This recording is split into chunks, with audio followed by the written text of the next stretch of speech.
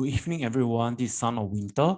Today, I will share a document on the O-level chemistry common standard questions and answers. I did this document because I realized that some of my students had problems remembering the answers to the standard questions, which I'm about to share.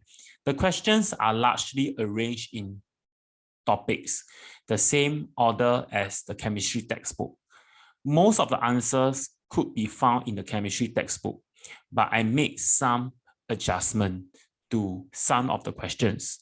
I will read out the common questions that are often asked at O-level, and I will just read out the question for the less common one. Okay, so if you pay attention to my video, you will realize which are the ones.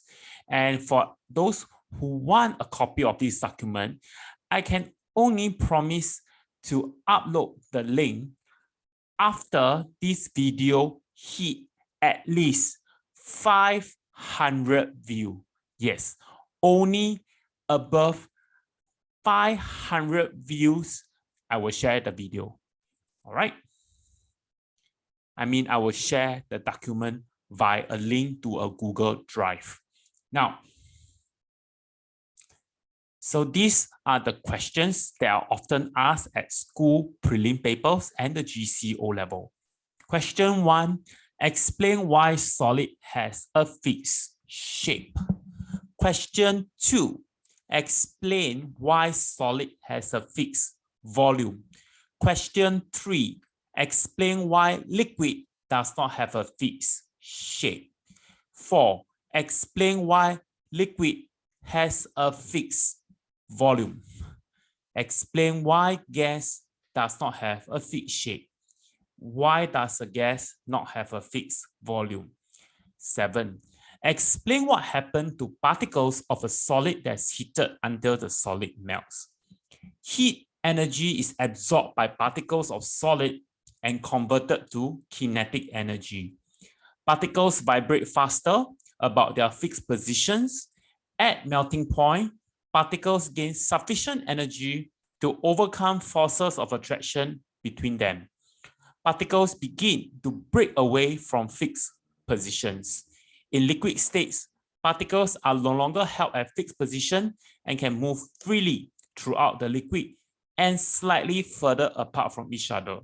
So for this question, it is important to state the arrangement and the motion of particles while they are still in solid state, and what happened during melting and after melting has occurred.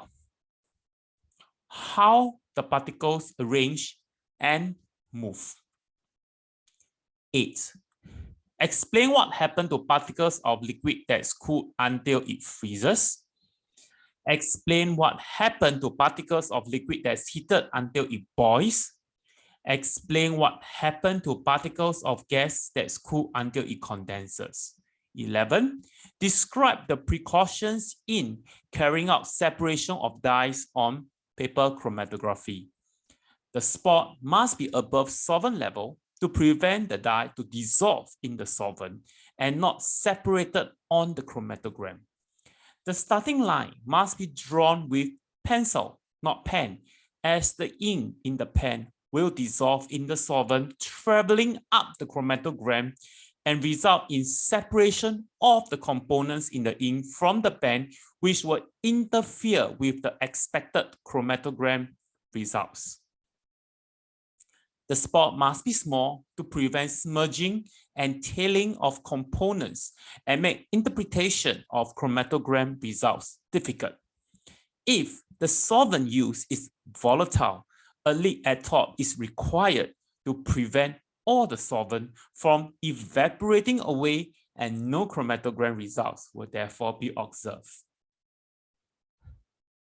Describe the difference between compounds and mixture. A compound has a fixed melting and boiling point, but mixture melts and boils over a range of temperature. A compound is broken down into its constituent element by chemical methods, but components in mixture are separated by physical separation methods. The properties of a compound are different from its constituent elements, but the chemical properties of a mixture are the same as the components in the mixture. Describe the structure of ionic compounds. Why do ionic compounds have high melting or boiling point? Ionic compounds with giant ionic lattice structure. There are strong electrostatic forces of attraction between the oppositely charged ion, mention the specific ions. Large amount of energy is required to overcome the strong electrostatic forces of attraction between oppositely charged ions, so the substance has a high melting and boiling point. It will be better if you add on heat energy. Why are ionic compounds soluble in water? Why ionic compounds can conduct electricity in molten and aqueous state, but not in solid state? In solid state, the ions are held at fixed positions due to strong electrostatic forces of attraction between the oppositely charged ions in the giant ionic crystal lattice structure. In molten or aqueous state, the ions are free to move around as the forces of attraction between ions are overcome. The ions act as mobile charge carriers to conduct electricity. Why do covalent substances with simple molecular structure have low melting or boiling point? Simple molecules have simple molecular structure. There are weak intermolecular forces between the discrete molecules. Little amount of thermal energy is required to overcome the weak intermolecular forces, so the substance has a high or rather low melting and boiling point. Why do covalent substances of simple molecular structure not conduct electricity? Absence of mobile ions or delocalized electrons, both must be mentioned to act as mobile charge carriers to conduct electricity. Explain why giant molecular structures have high melting or boiling point. Giant molecules have giant molecular lattice structure. Diamond, for example, each carbon atom is covalently bonded to 4 other carbon atoms, which in turn are bonded to 4 carbon atoms in the tetrahedral unit. This forms a 3-dimensional structure, requires a lot of energy to break the extensive network of strong covalent bonds between the carbon atoms.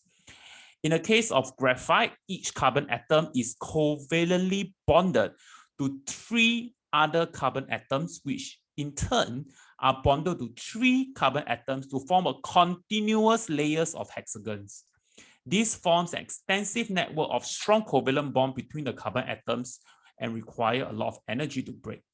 For silicon dioxide, each silicon is bonded to 4 oxygen atoms, and each oxygen atom is bonded to 2 silicon atoms in a tetrahedral unit. This forms a 3-dimensional structure, requires a lot of energy to break the extensive network of strong covalent bond between the oxygen and silicon atoms. Explain the electrical conductivity of the giant molecular structure. Diamond. All outer electrons of carbon atoms are used for bonding, with no mobile electrons to act as mobile charge carriers to move through the structure to conduct electricity.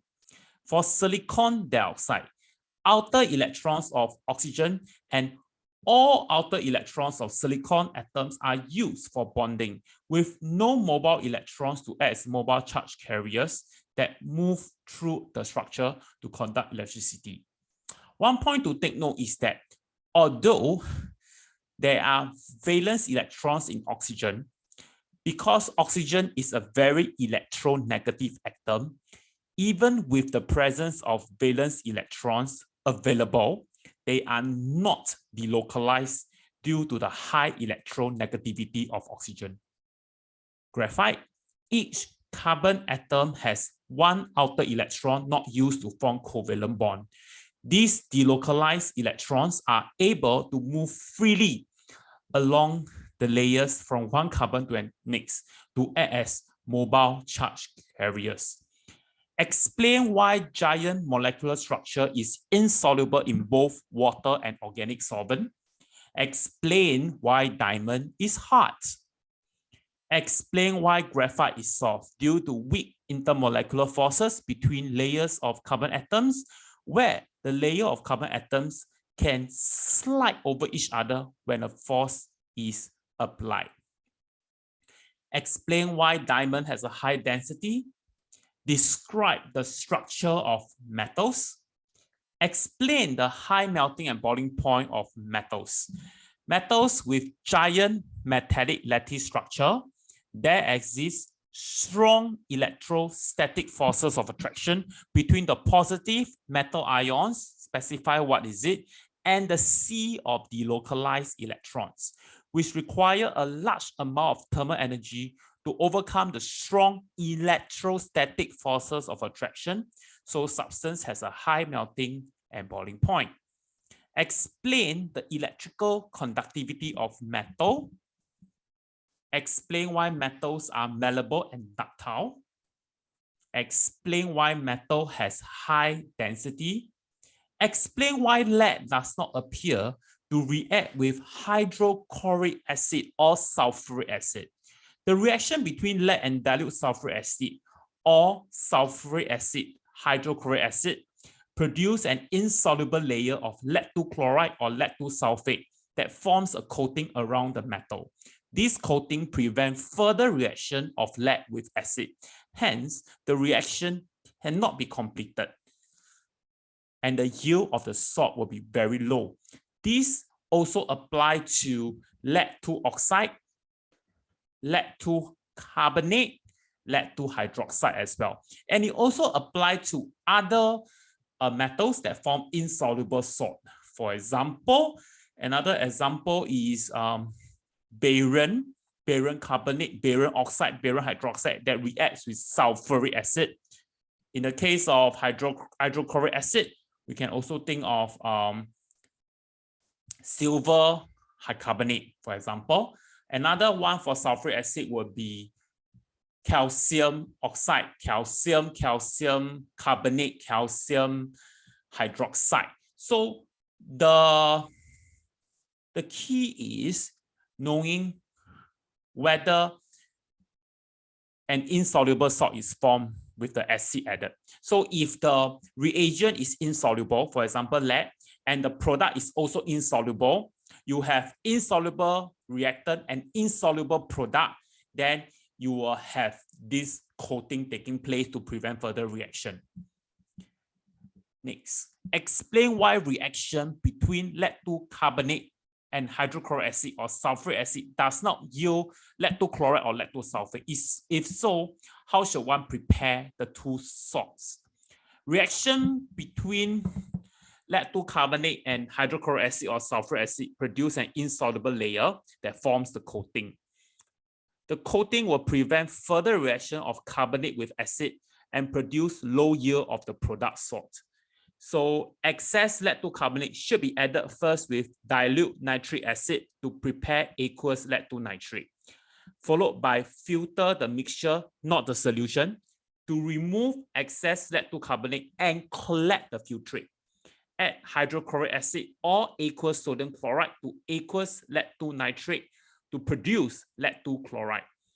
Filter the mixture to collect residue of lead-2 chloride. Next, explain the role of water in acids or alkaline. Explain why strong acid of the same concentration reacts faster than weak acid, or strong alkaline of the same concentration react faster than weak alkaline. Why is calcium hydroxide added to soil? To increase pH by removing excess acidity in the soil. Since calcium carbonate is a base that will react with acid in the soil by raising the pH to a suitable value to allow the plants to grow healthily. 35. Describe the preparation of soluble salt from reactive metal, insoluble carbonate, insoluble base with acid. I shall not read out this, although this is a common question. Question 36. Why excess zinc powder was added?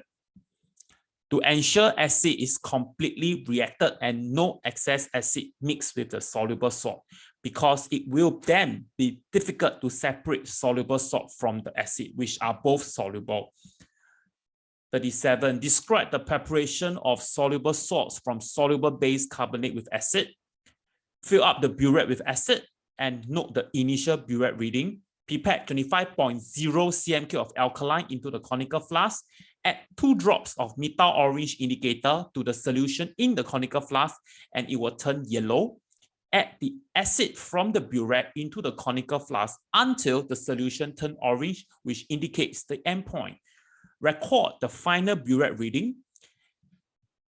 Calculate the volume of acid required to neutralize the alkaline, which is V2 minus V1. Repeat step 1 to 6 without indicator using the same volume of acid as calculated in step 6. Collect the salt solution and heat on evaporating dish till saturation. Cool and crystallize to obtain the salt crystals. Followed by filtration to add a small amount of distilled water to remove impurities on the crystals, dry crystals between sheets of filter paper. 38. Describe the preparation of insoluble salt. I shall not read it, but I did go through this in my previous video. In my summary on chemistry, AFWD will be the acronym for the preparation of insoluble salt through precipitation.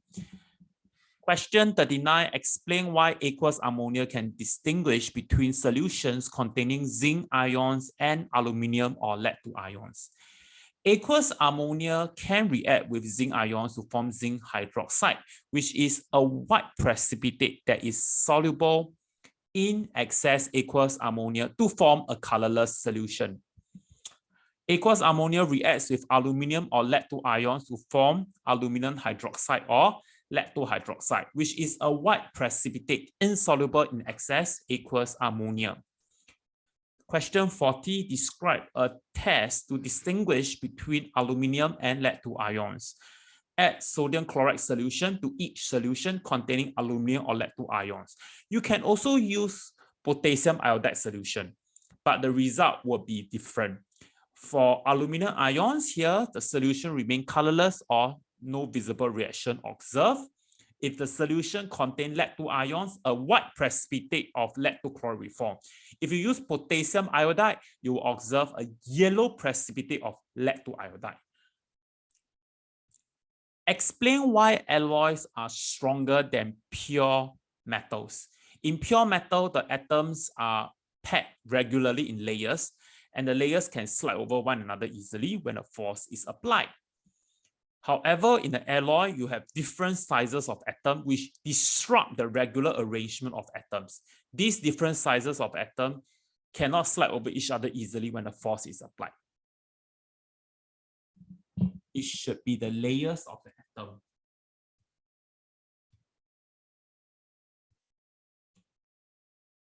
What is a diatomic molecule? A molecule with 2 atoms covalently bonded or chemically bonded to each other. How is steel made from cast iron? Please read at your own time. It's quite long, so do take some time to read and understand and remember in case it comes up for the O-level exam this year. So basically, there are still impurities from the cast iron, and pure oxygen at high pressure is blown through the iron, and the oxygen will then oxidize the impurities to oxides, and then they will blow out of the furnace if they are gases. For those that form a slag, it will be removed accordingly. And then the molten metal left is therefore pure and can be alloyed with carbon and other elements to make steel. Okay, and they have to be added in the correct amount to make different types of steel. How does protective layer prevent rusting? Why zinc is a good sacrificial metal to prevent rusting of iron? Zinc is more reactive than iron. Zinc oxidizes more readily or loses electron more readily. Zinc reacts more readily with oxygen and water to corrode in place of iron. Even if zinc layer is scratched, iron will not rust as zinc corrodes instead. And zinc will oxidize to donate electrons and help iron 3 or iron 2 ion to reduce back to iron.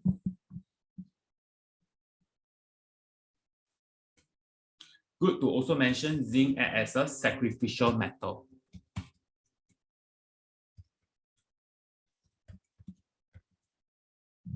Describe the advantages of recycling metal. I will just read out selected ones. It helps to conserve natural resources, as recycling of metal conserves limited fossil fuel resources also. Extraction of metals from ores requires continuous supply of energy generated from burning of fossil fuel, which are limited in themselves. Recycling reduces pollution problem and can read the rest yourself. Describe disadvantages of recycling metal.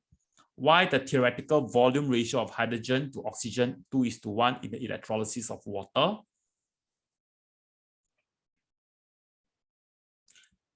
Explain why the actual volume ratio is not the same. Why do actual ratio become closer theoretical ratio over time? Describe how simple cell works.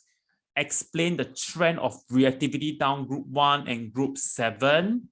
Explain trend of melting point down group 1 and group 7. Why noble gases are unreactive or have zero oxidation state. Noble gases have full electronic structure.